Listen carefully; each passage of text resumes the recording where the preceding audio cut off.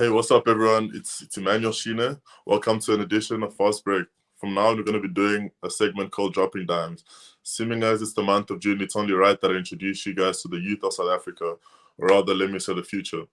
We've got our very own seven-footer all the way from Ekurhuleni, made his way up to Tennessee in the United States, a true national gem, breaking boundaries. David Davido Craig. How are you doing, my brother? I'm doing great, man. How are you? I'm good, thanks. It's good to see you, man. It's not often I get to see. I'm not 7 foot or anything, but it's not often I get to see somebody as tall. Yeah. Yeah, I got to come out the country, man. See, you're also enjoying summer there in America, man. It's good to have you on the show.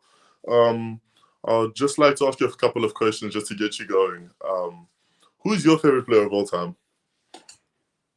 All time is definitely Kobe Bryant's, even though we don't play the same style.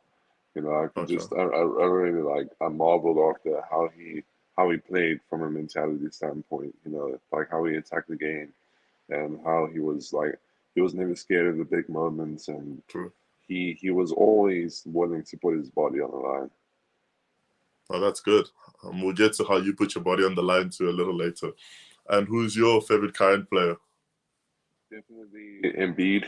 I watch him and I study him a lot, and I try to see how he reads the game and the way he reacts to defense. But I think just from like sheerly going off of his skill, as long as with like his footwork and all that, you can just tell like he's super super super hard to guard, and I think he'll be one. He'll definitely win an MVP sooner or later. Yeah, he was shortlisted. Is that one of the players you're trying to model your game around? Definitely, he's definitely the first. No, that's good. Nike or Adidas? I always grew up, watching people that wore Nike, Okay, but being at makes an sense. Adidas school, like the transition, it's new, but I'm not hating it. I'm quite enjoying it so far. So we'll see. Maybe it changes. Look, before we get into it, I know this is probably a question you're tired of hearing, but I wouldn't forgive myself if I don't get it out the way. LeBron or Jordan? Jordan. If LeBron wins another one, I'll give it to him. But until then, it's going to be Jordan. Here I was thinking of getting along, but anyways, that's neither here nor there. I'd just like to obviously give people a background story as to some of the things you've had to overcome. So, growing up, you suffered from the Osgood-Schlatter syndrome, which is basically something that affects children when they have their growth spurts, creates like painful lumps below the kneecaps and so on. And you overcame that. Obviously, you're not a child anymore. And how was it that how did you overcome that? I mean, some of the challenges you faced. At first, I really struggled with it because uh, I didn't quite understand, just how much it would take for it to heal. So I remember I was, just around the age of 14, and I had these lumps, and I was told by the doctor, that the best thing to really do is just rest. Yeah. And so that's what I did. But I mean, with that happening at the same time that I'm growing so much, like I'm still eating a lot of food. But because of the fact that, I'm not playing, like the need for me to feel like I'm eating healthy just went it totally went away. So I wasn't eating good food, I put on a lot of weight and all that. All right. That was actually the opposite of what I needed for myself. So then basically, months go by and slowly I'm able to get back, into the flow of things. And it was a long process. And basically I started to understand, thanks to my brother especially, that I need to eat right. And then on top of that, I need to help my knees out. So I do some like low impact cardio to help, slim down, but at the same time also strengthen my knees. So, I spent a lot of time on the bike and swimming and things like that, and that made a huge difference. And once I was able to slim down and, get my knees strong enough, from there on it was just progression, where my knees adjusted to impact, and then next thing you know, I've sort of overcome it. Yeah.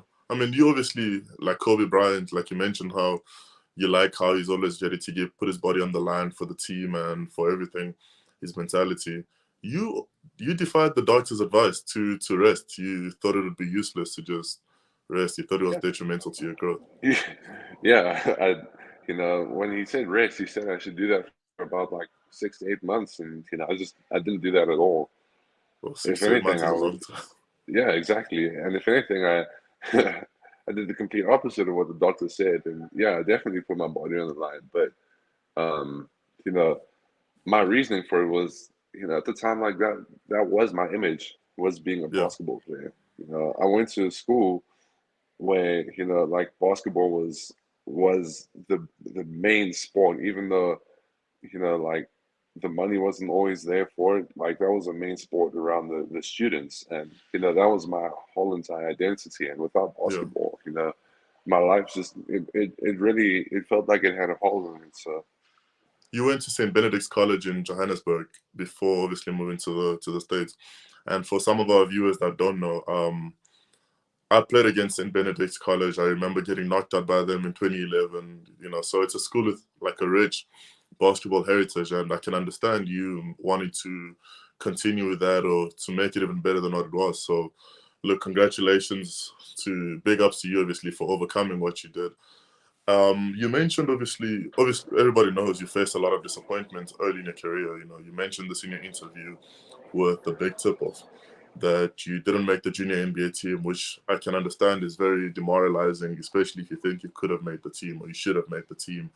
And you also lost in the IPT finals to Western Cape in 2016. How did you overcome that? And not only that, also, as much as people may think those are some of the biggest disappointments early in your career, I would say transitioning obviously to moving to a different country. Now, this is you moving to America now, deciding to take a leap of faith.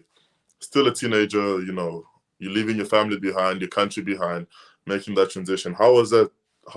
What are some of the biggest challenges you faced, and how did you manage to overcome that? yeah, the I remember with the junior NBA, especially Yeah, at the trials, like I don't remember what happened, but I just remembered like I was dribbling and then there was a foul and then there was a turnover or something like that. And the coach from the time was coaching at Michael Mountain. He really he really wasn't okay with that. And I remember like in front of everybody, he was like he was cussing me out like, oh, you're yeah, shit, like you're a terrible player. You should have never came. All this type of stuff in front of everybody. And then jeez, like with the Gauteng thing, when I was playing for them, like that was my first time that I really got to weigh myself against the rest of the country. And so yeah, coming up short was obviously, a big motivator. But those are really like the things. Like I cherish those moments because those are the first, like those were some of the first moments where I was really, I really had to face adversity for the first time, and those are the first times I started to understand like what a setback would look like for me. But then moving forward, obviously there was a lot more harsher setbacks, and I think especially coming to America, having to adjust at first to the way that the game style was played, it was a huge shock. And even today, I'm probably still playing catch up in terms of experience and reading the game. And like I remember my first game in America, I thought I'd be all right, but I I played about 4 minutes and I had like 2 points and six turnovers. It jeez. was horrendous. I mean, that's good. I mean, for a lot of young children in South Africa, we obviously think because they're dominating the scene here that if they go to America, they'll fit in. It's a bit of a reality check, and that obviously means we just need to sit back and work a lot harder. I mean, so you left your family. I believe you when you got to America, you didn't go with your parents, right? Yes, my parents, they came with me my first time, but then they went back like after a few days, and from there I was by myself. And then I stayed at the boarding school throughout high school, so that was me. Okay. And that definitely was actually an environment that I needed to be in because my love for the game, there was never any question about that. But now True. I actually got to fully spread my wings. Whereas if I was still in South Africa, I probably wouldn't be able to do that because I was staying in a school where I was in walking distance of an indoor court. All That's right. like unheard of in That's South big, Africa. yeah. Yeah, And I so I mean, mean, just things like that, and Yeah, there were a lot of issues that came with it. You got to be a man very quick at a young age. You're away from your family, your country. It's a total shock. But at the same time, it brings you a lot closer to the game. All I'm hearing from everything you're telling me, and it's starting to make more sense as to why Kobe is your favorite player of all time, or was your favorite player of all time, because that mentality aspect, just adjusting to a new surrounding and everything is stood for, basically that Mamba mentality, and you basically were forced into that and you embraced it, which is a good thing. But then even further than that is, so you're starting to obviously make your name out there, and you're starting to get people to know you, and then before you know it, COVID hits, and now you got to move back home to South Africa for some time. How did that impact your, obviously, your recruiting process and your high school career? Most importantly, like, you experienced a different level of basketball being in America for the years you were there, for the time you were there. Now you move back here. How does your training change? Like, what are some of the things you did to get through that, to make sure you stay on par with some of your counterparts in America? And the one word that comes to mind is just compromise. Okay. Like in the situation I was in, I had to compromise. But thankfully, because of the fact that my dad works at St Benedicts in the Okay. boarding house, I was able to actually stay on the school. So I actually had a lot of access and resource. So I'm super lucky and super blessed to have had that. But even then, with the time that I had, like I definitely still had to compromise because you're not exactly able to just go and practice with other people or any of that. But I mean, in a good way, it was really helpful for me because I got to be at home, so that wasn't going to Yeah. be an issue for me anymore, being homesick like it was in second year there. So I was at home, and then because of the fact that I had about 2 months of online school, and I just had summer, I basically was at home and just being able to focus on bettering my body, bettering my game. Uh, so honestly, the main things that I took away was that I just need to take the type of training that I did in America and bring it back. So it wasn't even that bad in terms of having to try and compromise and find some ways to keep up. Did And you have a thankfully, coach train you here, no, it or was it was just me and my brother. But you know, like at that point, I'd been coached enough to have a really good idea of what I need to do. okay? And I just did it. I worked really, really hard. I spent about 3, 4 hours, 5 out of the 7 days a week, and then another 1 or 2 on another day, Yeah. just working. And like it was just all about consistency. I did that for about 5 months. So by the time I came back to America, the next school year, I was basically a completely different player. You know, so it was massive for me. I can Even imagine. though the recruiting aspect of it wasn't there, I understood that had its own time and place. But I mean, despite that, now you go back to America. You've got the spring AAU basically to prove yourself, and luckily you didn't take the foot off the pedal even when you came back here. And you've got colleges like Mercer, Purdue, and Georgia Tech show interest in you. I mean, what were some of the feelings you overcame, some of the emotions? Because it's not often. Let me not even say it's not often. It's unheard of that a South African boy goes to America, has to come back under the conditions you had to come back in due to COVID, and that obviously affected your recruitment process. But you still have these three colleges, D1 colleges, let me rather say, that are still making showing interest in you, and Yeah, ultimately with Mercer giving you a letter of intent. I mean, that must have been big. I can only imagine what you were going through. yeah, and those were definitely not the only colleges. I had like Vanderbilt, Morehead State, Oh, and a geez. bunch of Okay. other. I Story had gets a better bunch even. of other D1s, but I mean the AAU process was honestly it was really stressful for me because this I only had one AAU season, and because of COVID, I only had 3 weeks with a live period where D1 Oh, coaches could actually come and see me play in person.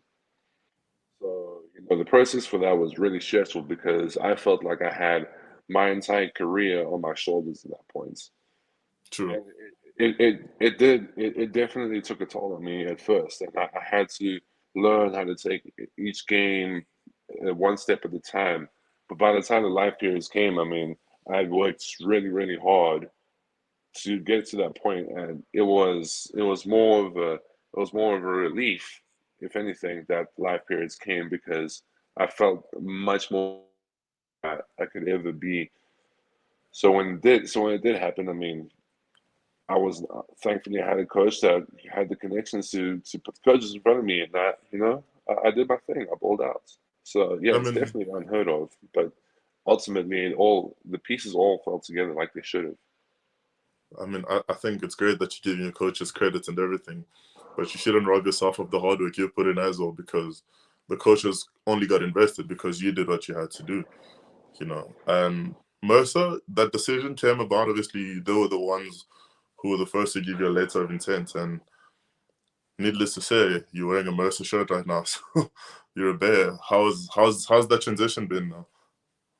Um, yeah. So when I committed to Mercer, I did it because I knew that these guys are the ones that were Yeah, serious about me, really serious. And they knew what it took. The coach here used to coach at Purdue, and he brought a coaching staff that would come in, and everybody there was really invested in me. And I knew that once they came here, because ever since it's been really hard work, and it's a step up. We work hard, but ultimately it's another thing when coaches work you hard, because yeah, it takes out the own, like, mental battle that you have with yourself, where you have to push yourself, push yourself, push yourself. This you have no choice, and it's true. been great for me so far. It really has. It's a lot more like a lifestyle here, just with a group of people. Whereas before it was just you trying to be out of everybody else's range. So I've really enjoyed it so far. And yes, there's definitely been a lot of tough moments where I've had to push myself a lot and look myself in the mirror and say, is this what I want to do? Because ultimately, you don't even really know if you do until you get into it. So yeah. And you never know what's ahead, basically. So you didn't take the conventional route. I'm assuming your dream is to make it into the NBA, which is a dream for literally any boy who plays basketball at any stage of their lives. But you seeing yourself getting closer and closer to that step. And look, first of all, I gotta give you props for your bravery of taking your own unconventional route, because you didn't wait for like basketball without borders, and you didn't wait for those to turn 18 for those opportunities to fall in place. You decided to obviously do it your way, and NBA being the goal, I can only imagine what that's gonna do. You said you want people to know that there's a South African boy who made it into the NBA. You want us to basically say you made it, and look, we're right behind you in that aspect, and we want to see you get there. Speaking of the NBA now, I just want to take it back, obviously. Your time at Macaulay, you guys hosted Dr. Paper Classic. For those of you guys that don't know, it's like a high school tournament with all the top schools come through, and some of the big names that we're eventually going to see on the NBA floor, yourself included, and who was some of the best players you played against? Because I mean, there were players from like Oak Hill and Sunrise Christian, and so on. Who were some of the best players you played against? I remember my freshman year, even though I didn't play that game, I was on the Yeah. bench. I saw Armando Baycott play for IMG, Okay. with Jeremiah Robinson Earl, and those two were super impressive. And Yeah. then my senior year, I played against Grady Dick, the number one recruit that's committed to Kansas, and Yeah. yeah, he was also really, really, really good. But I'd say the best player I've actually played against wasn't even in the Dr. Pepper. I played against him during AAU. His name's Anthony Black, 5-star that's committed to Arkansas University. Okay. Yeah, I'd say those are my people. You've played against some really serious competition, and look, the sky's the limit for you. Although I want to bring it a bit closer to home now, you've obviously faced a lot of disappointment when it comes to the green and gold. You didn't play the game against Botswana because of some clearance issues, and then most recently you're supposed to play in the World Student Games in China for South Africa, and that got postponed until next year. Given the opportunity to, would you, obviously keeping everything in mind, given the opportunity to, would you still represent South Africa? It's definitely going to take a lot more to encourage me at this point All right. because there's a lot more that's on the line each time the opportunity presents itself. So I mean, by the next time that the student games comes around, I'm going to play a much more important position in the team, and then on top of that, also you never know what it could look like for me, injury wise, recovery wise, all that type of stuff. True. So.